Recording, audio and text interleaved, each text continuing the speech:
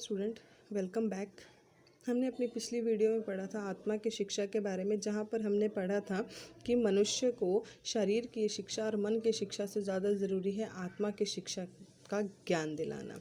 चलिए आगे पढ़ते हैं। इस आत्मकथा में और क्या है।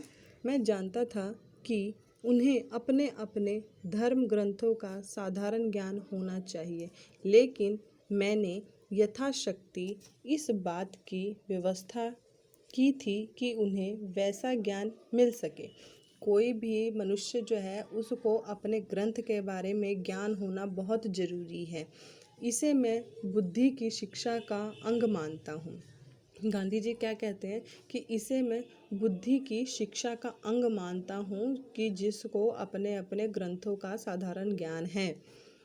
आत्मा की शिक्षा एक भिन्न ही विभाग है, एक अलग विभाग है। आत्मा की शिक्षा क्या है? भिन्न मतलब अलग विभाग है।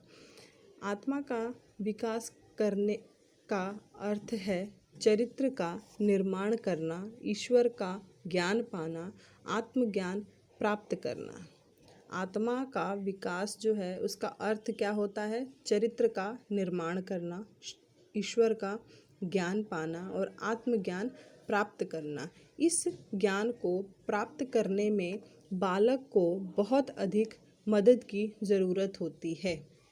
अगर हमें अपने चरित्र का विकास करना है, हमारा आचरण कैसा होना चाहिए, हमारा स्वभाव कैसा होना चाहिए, या ईश्वर के बारे में जानना हो या अपने आत्मज्ञान के बारे में जानना हो, तो इसके लिए क्या है? मनुष्य को सबसे पहले अपना विकास करना होता है। और इसके बिना दूसरा ज्ञान जो है वह क्या है? व्यर्थ है, उसका कोई मतलब नहीं है अगर आपको क्या है? आत्मा का ज्ञान नहीं है तो हानिकारक भी हो सकता है।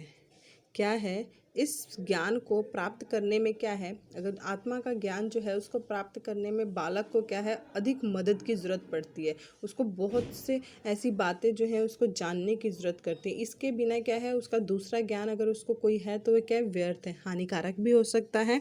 ऐसा मेरा विश्वास था। किनका? महात्मा गांधी जी का। मैंने सुना है कि लोगों में यह भ्रम फैला हुआ है कि आत्मज्ञान बुढ़ापे के काल में प्राप्त होता है। यहाँ पर क्या कह रहे हैं कि लोगों में यह एक भ्रम फैला हुआ है कि आत्मा का जो ज्ञान होता है वह बुढ़ापा जब आता है तब उस समय होता है। लेकिन जो लोग इस अमूल्य वस्तु को बुढ़ापे तक टालते हैं वह आत्मज्ञान प्राप्त नहीं कर सकते। वे बुढ़ापा और दूसरी ओर दयाजनक बचपन पाकर पृथ्वी पर भार रूपी बनकर जीते हैं। अगर जिस मनुष्य को आत्मा का ज्ञान नहीं होगा वह क्या है? इस धरती पर क्या है? बोझ है, भार है। और इस प्रकार का अनुभव व्यापक पाया जाता है। आत्मिक शिक्षा किस प्रकार दी जाए? यहाँ पे देखिए क्वेश्चन मार्क है। यहाँ पे पूछा गया है कि आत्मिक शिक्षा किस प्रकार दी जाए। मैं बालकों से भजन गवाता, उन्हें नीति की पुस्तकें पढ़ाकर सुनाता, किंतु इससे भी मुझे संतोष न होता। बालकों को भजन गवाना, नीति धर्म की पुस्तकों को पढ़ाना, लेकिन क्या है? इससे भी महात्मा गांधी जी को संतोष नहीं होता था। मैंने देखा कि यह ज्ञान पुस्तकों द्वारा तो दिया ही नहीं जा सकता। कोई भजन गवाना हो या किसी धार्मिक पुस्तक के बारे में बताना, तो इसको इतना पुस्तकों को पढ़ना नहीं है।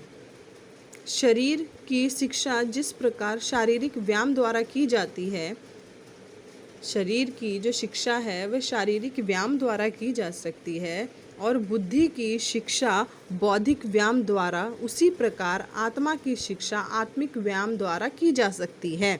इसलिए युवक हाजिर हो चाहे न हो, शिक्षक को सदा सावधान रहना चाहिए। मैं झूठ बोलूं और बालकों को सच्चा बनाने का प्रयत्न करूं तो यह व्यर्थ ही होगा।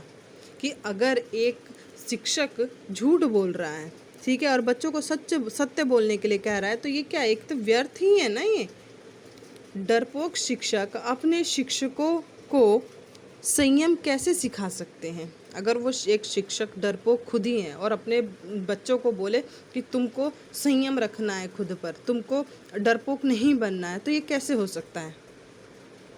मैंने यह समझा कि मुझे अपने पास रहने वाले युवक और युवतियों के सम्मुख उदाहरण बनकर रहना चाहिए कि मेरे सामने जो भी लोग रहते हैं, मुझे उनके सामने क्या एक उदाहरण बन के रहना चाहिए, ना ही मुझे डरपोक रहना चाहिए। मेरे सिद्धांत जो हैं वो बिल्कुल सही होने चाहिए। इस तरह क्या है, अपना एक उदाहरण बनाना चाहिए हर मनुष्य को, हर मनुष्य के सामने।